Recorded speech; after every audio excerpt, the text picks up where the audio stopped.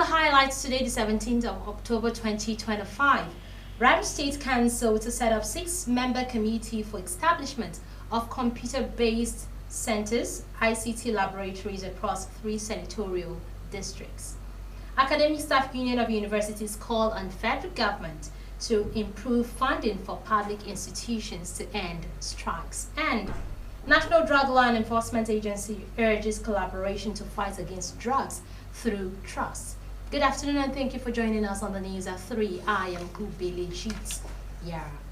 Do you love and care about Rivers State and peace? Let's build and take it to greater heights. For this is a task we must accomplish. Now the details of our report.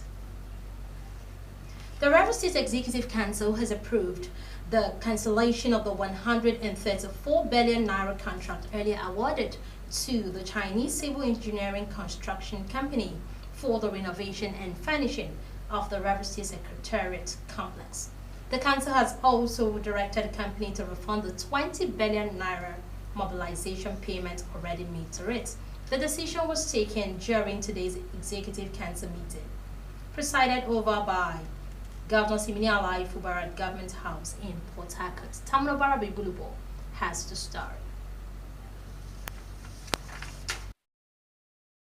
The Executive Council meeting that was presided over by the Governor also had the Deputy Governor, Professor Ngozi Odu, in attendance. Permanent Secretary of the Ministry of Works, Austin Ezekiel Hart, briefed newsmen after the meeting and explained that the bidding process for 4 major state projects has now been revalidated, including the Secretariat renovation and major shoreline protection works in Opopo and Koro and Ogba Igbe Mainton in local government areas. The Executive Council approved the cancellation of the contract of the renovation, retrofitting and furnishing of the Rivers State Secretariat complex, and also directed the refund of 20 billion naira paid as mobilization to the contractors. The contract was awarded at a cost of 134 billion, out of which 20 billion was paid as mobilization fee.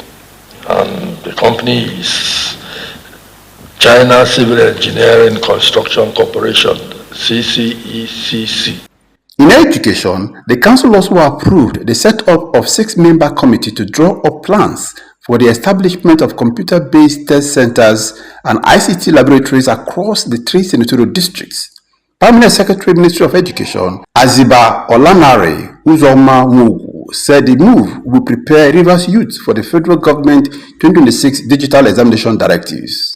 Beginning from 2026, all exams conducted by West African Examination Council and National Examination Council are comply with technology of CBT. On employment matters, Commissioner for Employment Generation and Economic Empowerment, Chizom Bale, said the council reviewed strategies to create more jobs for young people, assuring that the government will leave no stone unturned in promoting economic empowerment. His Excellency was very emphatic about employment and empowerment. So in the coming days, we want to assure Rivers State youths and young people that there will be rising tide of employment and still waters of economic empowerment. And we know our governor is one man that when he says a thing, he will leave no stone unturned to making sure that all those things are achieved. On his part, Permanent Secretary, Ministry of Information and Communications, Ono Sirawu, revealed that the council deliberated on recent flash floods affecting parts of the state.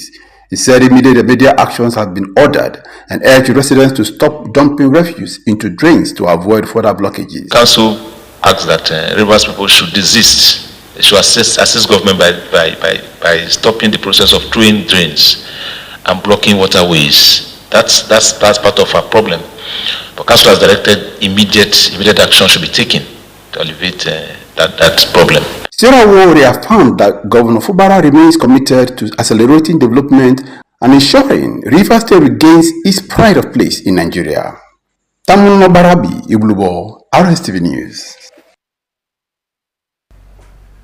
Rivers State Governor Simini Alai Fubara has reaffirmed commitment to peace and development in the state, assuring that government operations and key projects are now fully reactivated.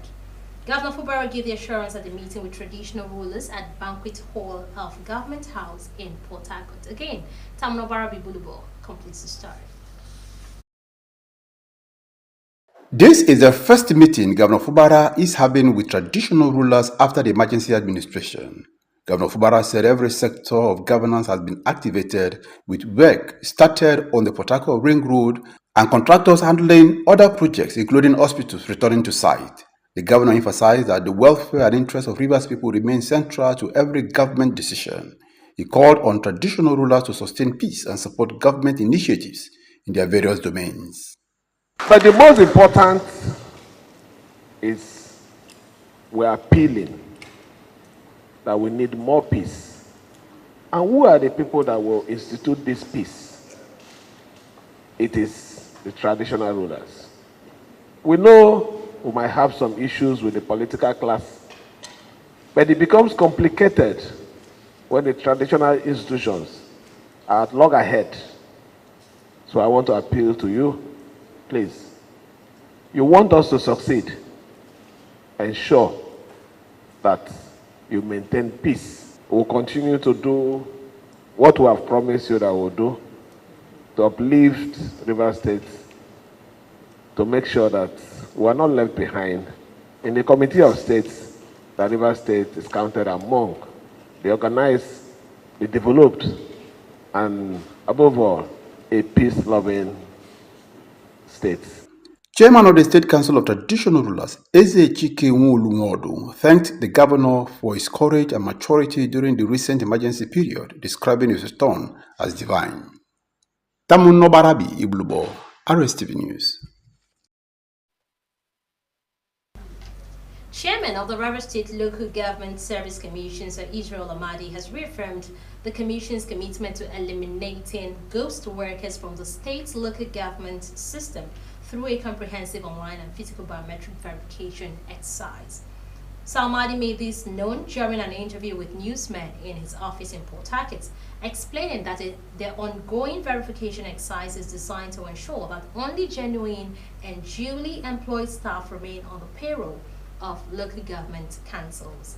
This report is presented from our studios. According to him, the initiative is part of the Commission's broader efforts to sanitize the system, promote accountability, and enhance service delivery at the grassroots. The purpose of this biometric verification exercise cannot go unnoticed. First of all, I want to thank His Excellency, Sir Similaye Fubara, GSSRS, the Executive Governor of Rivers State, for giving a clear directive that this biometric verification should commence.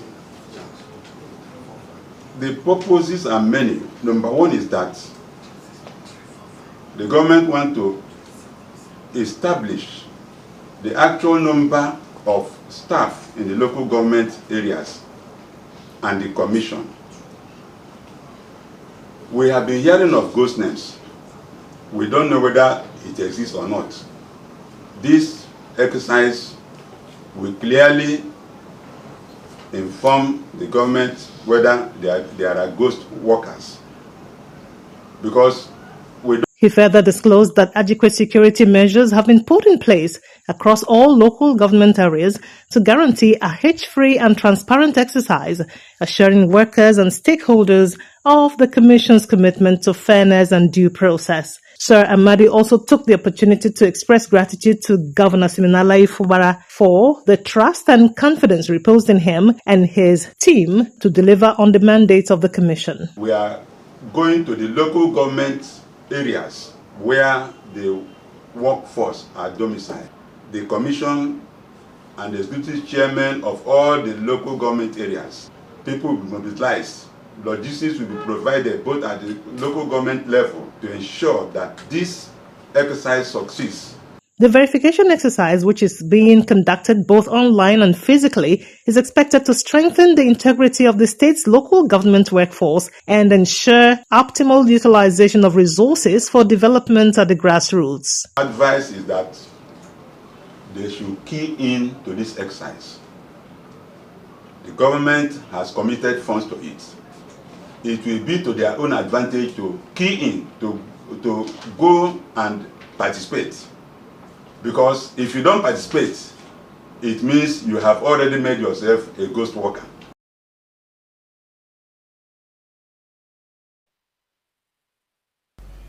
Niger Delta Chambers of Commerce, Industry, Trade, Mines and Agriculture Economic Development Initiatives have floated an investment partnership scheme to assist indigenous citizens of the region.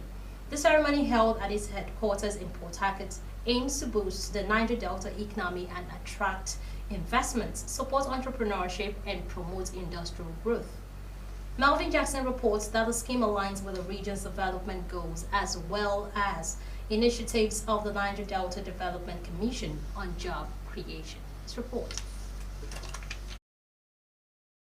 Chairman of NDCITMA, Ambassador Ederego Gogo Ogan, stated that the partnership is expected to improve the business environment in the Niger Delta. Ambassador Ogan said that the scheme is a significant milestone in NDCITMA's effort to drive its economic vision of creating a conducive business environment that attracts investment, foster entrepreneurship, and promote industrial growth. He expressed excitement at the willingness of the private sector partnership as a key driver of economic development, just as they are ready to work with the Niger Delta Development Commission and other relevant agencies to unlock new opportunities for Niger Delta people to foster development. We all believe that true, robust, and sustainable development does not come from the top. It comes from the bottom. So when you aggregate all of these small businesses and you empower them from an institutional level, then of course you begin to see grains of real economic prosperity.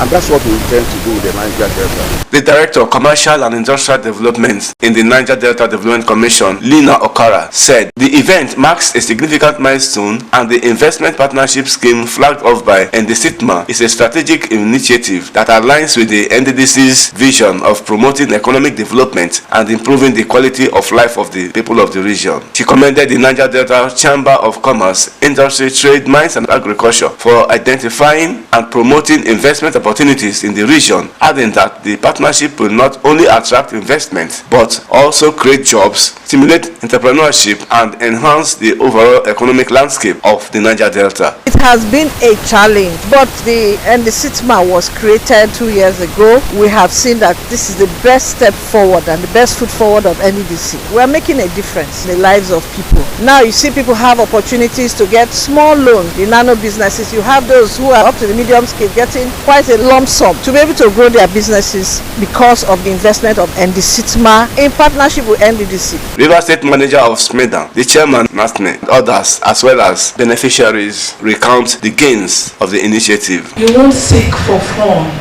and decide to sit back and we all observe national cake. No. This is a different narrative here. We should ensure to get globally competitive and expand our business. Never expected what I saw today here. I was really looking for money to empower my business. But by the grace of God, the Niger Delta program has really empowered me and I'm happy. I've been filling forms before. With this, I thought it was just like usual, but I'm really surprised that it's a reality. Beneficiaries received checks to expand their businesses. Melvin Jackson, Rstv News. A one-day River State's Rural Access and Agricultural Marketing Project Stakeholders Workshop on road sector reforms has ended in Port Harcourt with a call on stakeholders to improve agriculture, rehabilitate roads, and initiate new ones at rural communities in the state. Gaspar Nele reports that farmers, representatives of agencies, ministries, political leaders, and traditional rulers participated at the event. His report. National Coordinator Aminu Mohammed, represented by the National Procurement Specialist Irabo Emmanuel, explained that available research observed that several rural communities in Rivers State have poor road network to easily convey their farm produce to the markets and to access hospitals. He revealed that the essence of the workshop with stakeholders was to engage them on the rural development reforms aimed at sustaining the projects sponsored by the World Bank and other international bodies in collaboration with the state government, adding that project implementation interference may be controlled if the stakeholders understand the need for synergy to come up with valuable communication.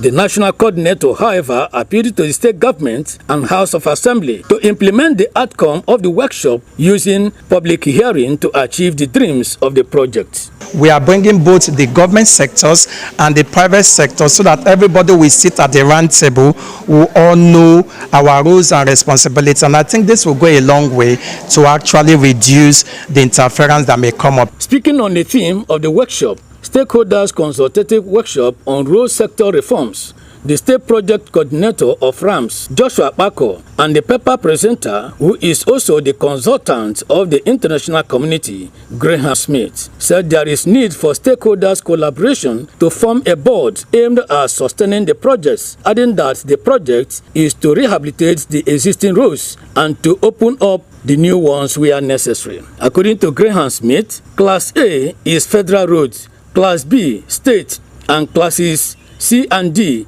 are for the local government and rural communities where agricultural activities are carried out. Here in Rivers, we have estimated that the need for annual road maintenance is in the region of 13 billion naira, and that the state could raise that amount and possibly more with some minor modifications to allocations of revenue. Instead of the World Bank to send a delegation, a consultant from the international community to Rivers State here, is to see how Rivers State can come together and form a synergy to form a board that will maintain and sustain this route. Ezigbo Upata III, His Majesty Eze Felix Otuwaripo, described the workshop as timely and called on stakeholders to remain committed to achieve desired results. Stakeholder meeting taking a deep look at if resources are generated from the rural communities, it is expected that the goods that lays the golden egg should have a lion's share. The participants were grouped into three with separate questions to deliberate upon for a communique. God's Power Anele, Rstv News. And now time for a short break. Do you love and care about Rivers State in a peace? Let's build and take it to greater heights. For this is a task we must accomplish. Ahead on the news are 3 Army colonels sworn in as Madagascar's new leader after coup. Details of these and more when we return. Please stay.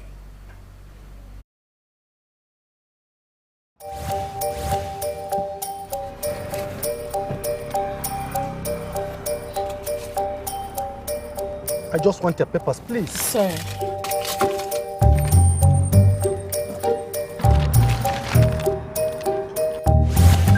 Salary don't enter. Yes, so. And month never even reach self. Na salary plenty, oh. No wonder I no gree collect roja from my hand. Shut up, sir.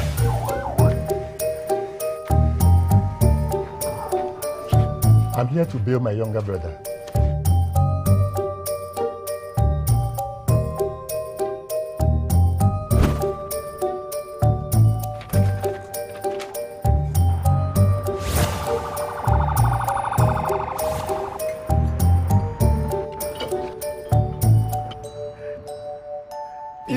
Happen. With good laws, Proper funding, training, and cooperation. If it happen.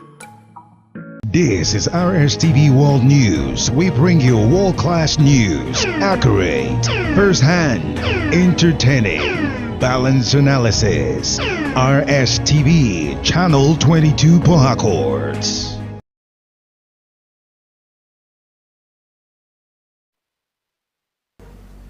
In business, the Central Bank of Nigeria Governor Olayemi Cardoso has said Nigeria is developing new frameworks to enable the use of national currencies in bilateral trade settlements. Speaking at a press briefing at the IMF World Bank annual meetings in Washington, D.C., Cardoso explained that while the country had previously experimented with local currency for agreements, the initiative did not yield the desired results. He said the central bank was taking more cautious and structured approach this time to ensure that future local currency trade advancements deliver mutual benefits and reduce dependence on foreign exchange in cross-border transactions. Bilateral currency trade arrangements, also known as local currency settlement agreements, allow two countries to trade directly using their national currencies instead of the US dollar or other reserve currencies.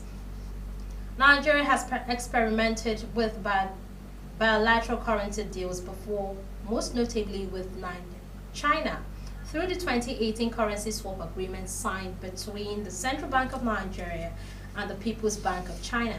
The deal, worth about 720 billion naira, was designed to ease pressure on Nigeria's dollar reserves, promote trade with China, and make it easier for Nigerian importers to access yuan for Chinese goods.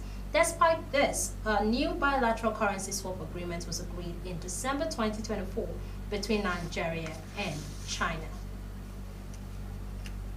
Academic Staff Union of Universities has called on the federal government to improve funding for public universities. It warned that sustainable investment in education remained the only path to ending strikes and raising the global ranking of Nigerian universities. The union made its position clear when it appeared before the Senate Committee on Tertiary Institutions and TED Fund at the National Assembly on Friday. ASU President Professor Chris Piwuna, who spoke on behalf of the union, stated that the ongoing two-week warning strike resulted from long-standing issues that dated back to 2011. According to him, the key damages of ASU included sustainable funding, improved conditions of service, revitalization of public universities, and academic autonomy remain unchanged. The union also challenged the Senate committee to push the government to increase funding. On funding delays, Professor Piwuna revealed that although the National Assembly approved 150 billion naira for universities, only 50 billion naira had been released so far. National Drug Law Enforcement Agency has called for stronger trust and collaboration among stakeholders in the fight against drug abuse and its link to mental health challenges in Nigeria. Speaking at the Mental Health Summit held on Friday at the Civic Center, Victoria Island, Lagos, NDLEA spokesperson Dr. Femi Babafemi, who represented the agency's chairman and chief executive, Brigadier General Buba Mawa, retired, said the agency has made notable progress in drug control, but emphasized the need to adopt more pragmatic and partnership-driven strategies. The summit themed Taming the Tide of Suicide in Nigeria and sub-themed Substance and Silence Unmasking the Dual Crisis of Addiction and Suicide, brought together mental health experts, advocates, and stakeholders to raise awareness about the growing connection between substance abuse and suicide.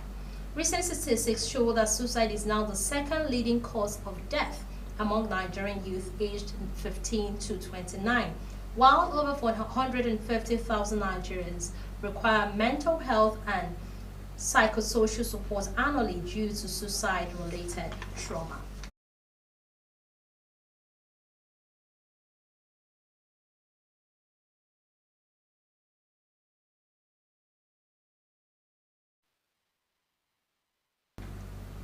An army colonel who seized power in a military coup has been sworn in as Madagascar's new leader in a lightning-fast power grab that ousted the president and sent him fleeing from the country into hiding. Colonel Michael Pedroian, the commander of an elite army unit, took the oath of office to become the new president at a ceremony in the main chamber of the nation's High Constitutional Court and in front of its 9 red-robed judges. His ascent to the presidency came just 3 days after he announced that the armed forces were taking power in the sprawling Indian Ocean island of around 30 million people off Africa's east coast. The United Nations has condemned the military takeover as an unconstitutional change of government, but there has been little significant reaction from other countries, including Madagascar's former colonial ruler, France. Israel's Prime Minister has told a memorial for victims of the Hamas-led attack on 7 October 2023 that he is determined to secure the return of the dead hostages still in Gaza and that the country will continue to fight terrorism with full force. Benjamin Netanyahu made the comments hours after Hamas returned the bodies of 2 more hostages, but said it was not able to access the remaining 19. From the entertainment desk, Nollywood actress Sarah Martins has alleged that she was assaulted by uniformed officers while preparing free meals for homeless individuals in Lagos. Miracle Mochikwa takes it from her.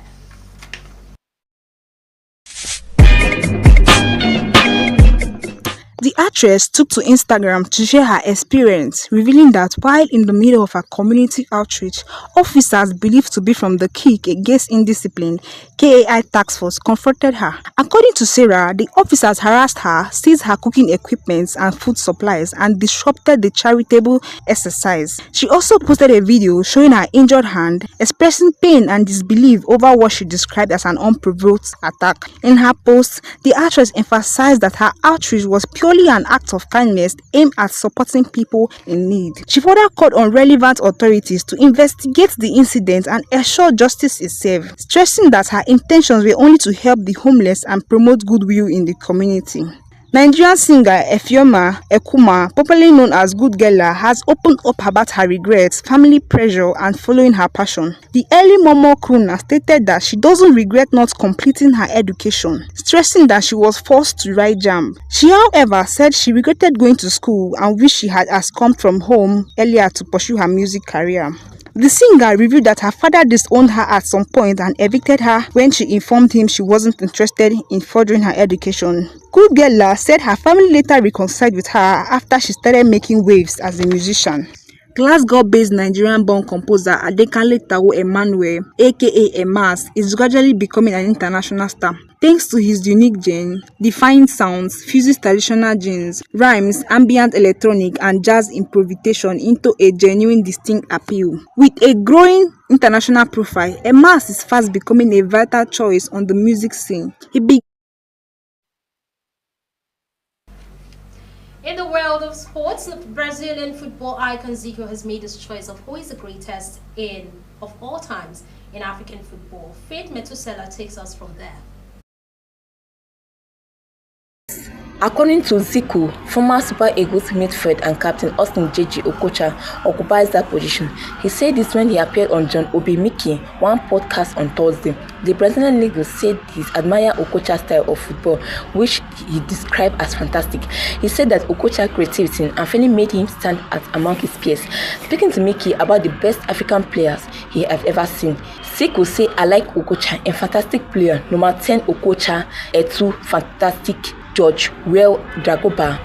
Also said that his portrait field remained the greatest footballer of all time. Okocha, now 52 players, 73 times for Nigeria, scoring 14 goals. Former Super Eagles goalkeeper Ida Peterside has predicted Nigeria to beat Gabon with both sides clash in the 2020.